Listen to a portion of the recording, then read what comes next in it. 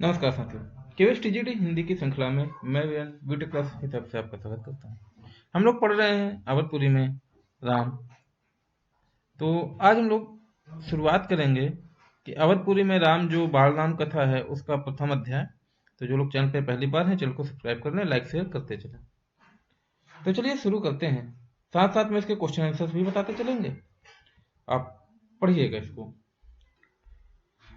यह कथा अवध की है। अवध मतलब जो इस समय आपका अयोध्या है उसको अवध, और बहुत पुरानी है। अवध में सरयू नदी के किनारे एक अति सुंदर नगर था, अयोध्या। सही अर्थों में दर्शनीय, देखने लायक, भव्यता जैसे उसका दूसरा नाम हो। अयोध्या में केवल राजमहल भव्य नहीं था, उसकी एक एक इमारत आलीशान थी। आम लोगों के घर भी बड़े भव्य थे, सड़कें चौड़ी थी, सुंदर बाग बगीचे थे, पानी से लबालब भरे सरोवर, खेतों में लहराती हरियाली, हवा में हिलती फसलें सरयू की लहरों के साथ खेलती थी। अयोध्या हर तरह से संपन्न नगरी थी। संपन्नता कोने अंतरे तक बिखरी हुई थी। कोने अंतरे का मतलब है कोने कोने तक। सब समृद्ध थे। समृद्ध मतलब कि पैसे कौड़ी से सुखी थे।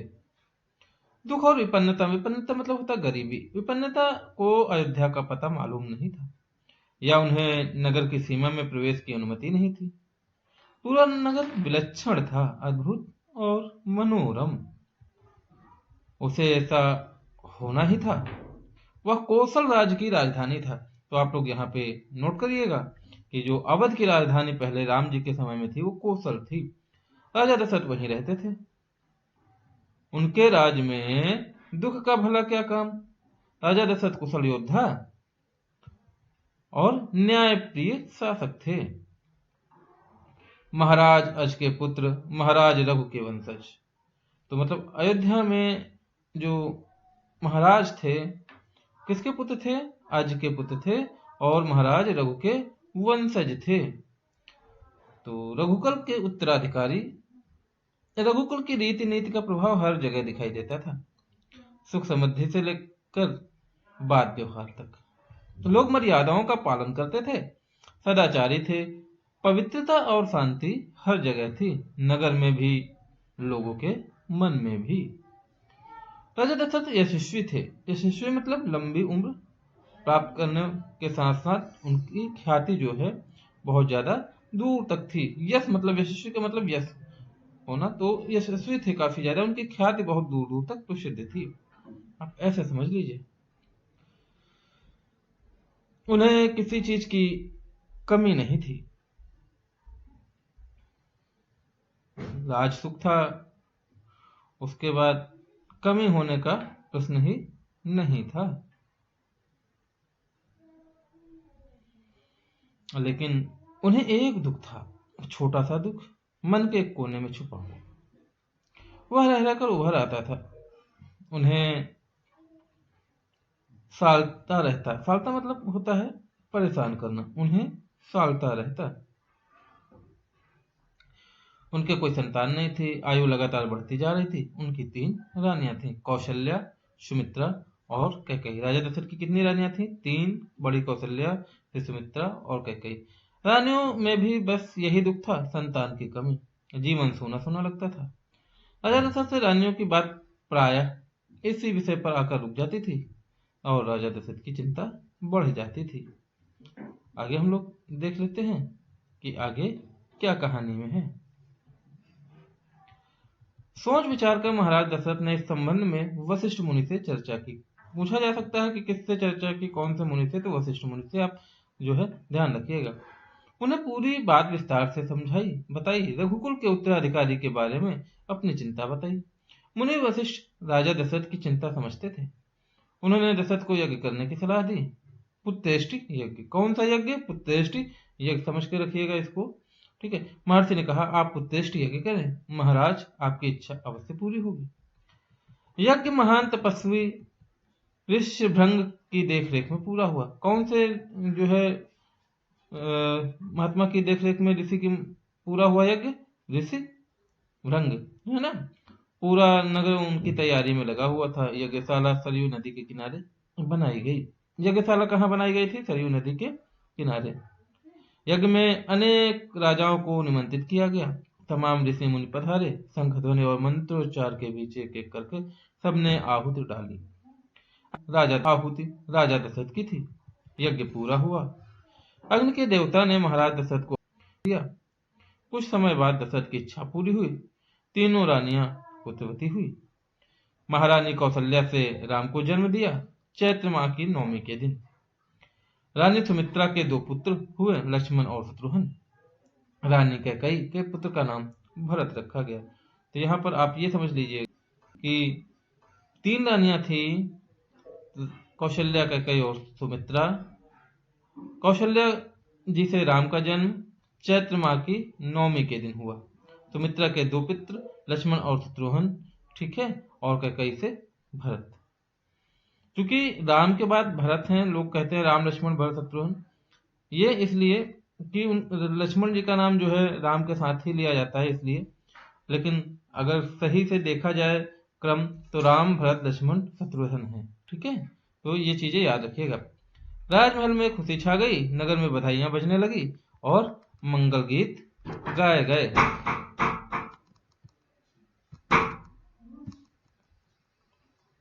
हर ओर खुशी, उत्सव जैसा दृश्य। राजा प्रसन्न थे, उनकी मनोकामना पूरी हुई। प्रजा की प्रसन्नता थी कि दशरथ की चिंता दूर हुई। नगर में बड़ा समारोह आयोजित किया गया। धूमधाम से आयोजन में दूर दूर से लोग आए। राजा दशरथ ने सबको पूरा सम्मान दिया, उन्हें कपड़े, अनाज और धन देकर विदा किया। चारों राजकुमार धीरे धीरे बड़े होने लगे। वे बहुत सुंदर थे, सुदर्शन। साथ खेलने निकलते तो उन्हें लोग देखते ही रह जाते। आंखें उनसे हटती ही नहीं थी। चारों भाइयों में आपस में बहुत प्रेम था। वे अपने बड़े भाई राम की आज्ञा मानते थे। खेल कूद में लक्ष्मण प्राय राम के साथ रहते थे। भरत और शत्रुघ्न की एक अलग जोड़ी थी। और बड़े होने पर राजकुमारों को शिक्षा दीक्षा के लिए भेजा गया। उन्होंने कुशल और अपनी विद्या में दक्ष गुरुजनों से ज्ञान अर्जित किया। शास्त्रों का अध्ययन किया, शास्त्र विद्या सीखी। चारों राजकुमार विद्या में कुशाग्र थे, मतलब कुशाग्र बुद्धि के थे। जल्द ही सब विद्याओं में पारंगत हो गए। राम इसमें सर्वोपरि थे। सर्वोपरि का मतलब सबसे ऊपर। उनमें कई अन्य गुण भी थे, विवेक, शालीनता और न्यायप्रियता। राम में कौन कौन से गुण थे? विवेक, शालीनता और न्यायप्रियता। इसको मेंशन करते चलिएगा। राजा दशरथ को राम सबसे अधिक प्रिय थे। ज्येष्ठ पुत्र होने के कारण, इन मानवीय गुणों के भी कारण। तो क्यों प्रिय थे? ज्येष्ठ पुत्र होने के कारण प्रिय थे और इनमें मानवीय गुण थे, इस वजह से वो भी प्रिय थे। तो क्वेश्चन को हम अभी बता दे रहे हैं, एक बार जब हम बोर्ड पे कराएंगे या फिर ऐसे भी कराएंगे तो आप लोग जो है ध्यान से पढ़ लीजिएगा इनको, ठीक है। आगे देख लेते हैं। राजकुमार कुछ और बड़े हुए, विवाह के योग्य। नगर में इसकी चर्चा होने लगी। महाराज दशरथ भी ऐसा ही चाहते थे। अपने संतानों के लिए सुयोग्य वधुएं परिजनों में चर्चा होने से पहले हो रही थी। बाद में पुरोहितों को भी इसमें शामिल कर लिया गया। अयोध्या का राजमहल एक दिन ऐसी ही चर्चा चल रही थी। गहन मंत्रणा, तभी एक द्वारपाल घबराया हुआ आया। अंदर आया। उसने सूचना दी कि महर्षि विश्वामित्र पधारे हैं। महाराज दशरथ तत्काल अपना आसन छोड़कर खड़े हो गए, द्वार की ओर बढ़े महर्षि की अगवानी करने। उन्हें लेकर दरबार में आए। विश्वामित्र को ऊंचा आसन दिया। विश्वामित्र कभी स्वयं राजा थे, बहुत बड़े और बलशाली। बाद में अपना राजपाट छोड़ दिया, संन्यास ग्रहण कर लिया, जंगल चले गए। वहीं उन्होंने अपना आश्रम बनाया और उन्हें सिद्धाश्रम नाम दिया। तो विश्वामित्र जी के आश्रम का क्या नाम? सिद्धाश्रम नाम है, याद रखिएगा, ठीक है। आगे चलते हैं। महर्षि के स्वागत सत्कार के बाद दशरथ ने कहा, महर्षि आज्ञा दे, मैं आपकी क्या सेवा कर सकता हूँ? आप अपने मन की पूरी बात कहिए, आपकी आज्ञा पूरी तरह पालन होगा। राजन, मैं जो मांगने जा रहा हूँ उसे देना आपके लिए कठिन होगा। आप आज्ञा दीजिए महर्षि, मैं उसे पूरा करने के लिए तत्पर हूँ। बिल्कुल पूछूंगा। मैं सिद्धि के लिए एक यज्ञ कर रहा हूँ, अनुष्ठान लगभग पूरा हो गया है, लेकिन 2 राक्षस इसमें बाधा डाल रहे हैं। मैं जानता हूँ एक ही व्यक्ति तो केवल एक ही व्यक्ति मार सकता है, वह अब अपने ज्येष्ठ पुत्र को मुझे दे दें ताकि यज्ञ पूरा हो। विश्वामित्र ने कहा दशरथ दशरथ पर जैसे बिजली गिर पड़ी। वह अचकचा गए। उन्हें उम्मीद ही नहीं थी कि मुनिवर उनसे राम को मांग लेंगे। उनके ज्येष्ठ पुत्र, उनके सबसे प्रिय दशरथ चिंता में पड़ गए। विश्वामित्र दशरथ की दुविधा समझ रहे थे। उन्होंने कहा, मैं राम को केवल कुछ दिनों के लिए मांग रहा हूं, यह कि 10 दिनों में संपन्न हो जाएगा। महाराज दशरथ दुखी हो गए। पुत्र वियोग की आशंका से दरबार में सन्नाटा छा गया। दशरथ की दशा देखकर मंत्री चिंतित थे, पर चुप थे। महर्षि वशिष्ठ शांत थे। इतने में दशरथ कांप कर बेहोश हो गए। होश आया तो डर ने उन्हें फिर जकड़ लिया। मूर्छित होकर दोबारा गिर पड़े, संज्ञा शून्य पड़े रहे। महर्षि विश्वामित्र का क्रोध बढ़ता जा रहा था। दरबार सशंकित था, किसी अनिष्ट की आशंका से। वे कुछ समझ नहीं पा रहे थे। महर्षि और महाराज के बीच संवाद में कुछ बोलना उचित भी नहीं था। मुनि वशिष्ठ चुपचाप आकर महाराज दशरथ के पास खड़े हो गए। थोड़ी देर बाद दशरथ उठे। स्वयं को संभालते हुए उन्होंने महर्षि से विनती की, मुनिवर, मेरा राम तो अभी 16 वर्ष का भी नहीं हुआ है और राक्षसों से कैसे लड़ेगा? राक्षस मायावी हैं, वह उनका छल कपट कैसे समझेगा, उन्हें कैसे मारेगा? अच्छा होगा कि आप मेरी पूरी सेना ले जाएं, मैं स्वयं आपके साथ चलूं, राक्षसों से युद्ध करूं। महर्षि विश्वामित्र ने कोई प्रतिक्रिया व्यक्त नहीं की। क्रोधित थे पर उसे व्यक्त नहीं कर रहे थे। उन्हें अपने यज्ञ के नियम याद थे। क्रोध करने से यज्ञ खंडित हो जाता है, अनुष्ठान अधूरा रह जाता है। मैं राम के बिना नहीं रह सकता महामुनि। एक पल भी आप राम को छोड़कर जो चाहे मांग लें,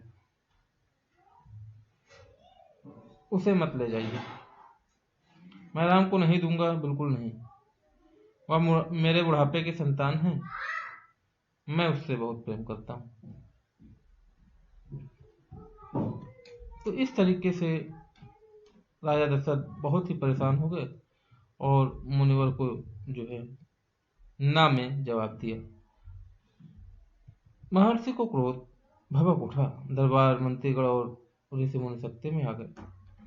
आप रघुकुल की रीत तोड़ रहे हैं राजन, वचन देकर पीछे हट रहे हैं। यह बर्ताव कुल के विनाश का सूचक है। आप जानते हैं मैं स्वयं दुष्ट राक्षसों, लेकिन मैंने संन्यास ले लिया है। अगर राम को नहीं देंगे तो मैं यहां से खाली हाथ लौट जाऊंगा। बात बिगड़ती देख मुनि वशिष्ठ आगे आए। महाराज दशरथ को समझाया राम की शक्ति के बारे में, प्रतिज्ञा तोड़ने के संबंध में, महर्षि विश्वामित्र के साथ रहने पर राजकुमार राम को होने वाले लाभ के बारे में। राजन, आपको अपना वचन पूरा करना चाहिए। रघुकुल की रीति यही है। प्राण देकर भी आपके पूर्वजों ने वचन निभाया है। आप राम की चिंता ना करें। महर्षि के होते हुए उनका कोई कुछ बिगाड़ नहीं सकता। महाराज दशरथ की चिंता कुछ कम हुई, पर मन अब भी खिन्न था। पुत्र विछोह का दुख सभी तर्कों पर भारी पड़ रहा था। गुरु वशिष्ठ ने कहा, महाराज, महर्षि विश्वामित्र सिद्ध पुरुष हैं, तपस्वी हैं, अनेक गुप्त विद्याओं के जानकार हैं। वह कुछ सोचकर ही यहाँ आए हैं। राम उनसे अनेक नई विद्याएं सीख सकेंगे। आप राम को महर्षि विश्वामित्र के साथ जाने दें, राम को उन्हें सौंप दें। दशरथ ने मुनि वशिष्ठ की बात दुखी मन से स्वीकार कर ली, लेकिन वह राम को अकेले नहीं भेजना चाहते थे। उन्होंने विश्वामित्र से आग्रह किया, कहा कि वे राम के साथ उनके छोटे भाई लक्ष्मण को भी ले जाएं। महर्षि विश्वामित्र ने महाराज रथ का यह आग्रह स्वीकार कर लिया। राम और लक्ष्मण को तत्काल दरबार में बुलाया गया। महाराज दशरथ ने उन्हें अपने निर्णय की सूचना दी। दोनों भाइयों ने उसे सहर्ष स्वीकार कर लिया। सिर झुकाकर आदर सहित इसकी सूचना माता कौशल्या को दी गई। बताया गया कि राम और लक्ष्मण वन जा रहे हैं महर्षि विश्वामित्र के साथ। नितांत गंभीर माहौल में स्वास्थ्य वचन हुआ, शंख ध्वनि हुई, नगाड़े बाजे। महाराज दशरथ भावुक होकर दोनों पुत्रों का मस्तक चूमकर उन्हें महर्षि को सौंप दिया। दोनों राजकुमार बिना विलंब किए महर्षि के साथ चल पड़े, बीहड़ और भयानक जंगलों की ओर। विश्वामित्र आगे आगे चल रहे थे, राम उनके पीछे पीछे, लक्ष्मण राम के 2 कदम पीछे, अपने धनुष को संभालते हुए और पीठ पर टुणीर बांधे, कमर में तलवार लटकाए। तो इस तरीके से ये पाठ जो है समाप्त होता है। अब मिलते हैं हम अगले पाठ के साथ में। तब तक के लिए बने रहिए। जो लोग चैनल पे पहली बार हैं, चैनल को सब्सक्राइब कर लें, लाइक शेयर करते चलें। धन्यवाद। जय